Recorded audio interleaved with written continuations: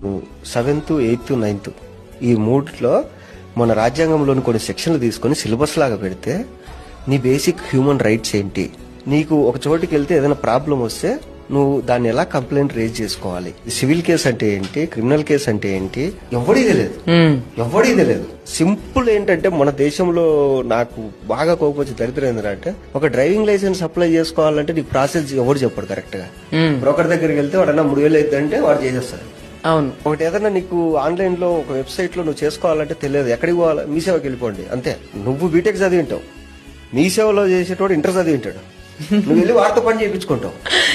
తెలియదు నీకు. మన గవర్నమెంట్ ఏం చేసిందంటే జనాలు ఎడ్యుకేట్ అయితే ఫ్యూచర్ లో రాజకీయాలు దెబ్బతింటాయి కాబట్టి ఈ నా కొడుకులకు రాజ్యాంగం అంటే ఎందుకు తెలియకూడదు, ఒక గవర్నమెంట్ ప్రాసెస్ ఏంటో తెలియకూడదు, ఇది తయారు చేసి పడి. చిన్నపిల్లలు ఉన్నారు, మీరు చెప్పినట్టు రేపు అటెంప్ట్లు అవి ఇవి జరుగుతున్నాయి. వాడికి 7th క్లాస్ నుంచి సిలబస్ పెట్టండి పోక్సో యాక్ట్ కింద, వాడికి తుచ్చు పడుతుంది.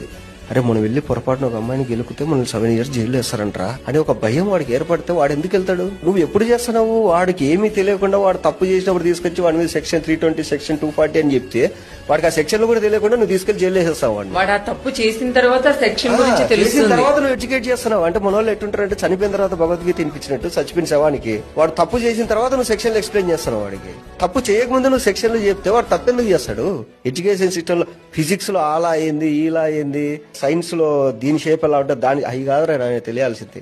మన కాన్స్టిట్యూషన్ ఏంది, రేపు మనం ఏదైనా తప్పు చేస్తే మనం ఎలా రియాక్ట్ అవ్వాలి, లేదా మన మీద ఏమన్నా జరిగితే మనం ఎలా కంప్లైంట్ ఇచ్చుకోవాలి, మన ఫ్యూచర్ లో మనం అసలు ఏం తింటే బాగుపడతాం, మన హెల్త్ బాగుండాలంటే మనం ఇది కదా ఎడ్యుకేషన్ అంటే.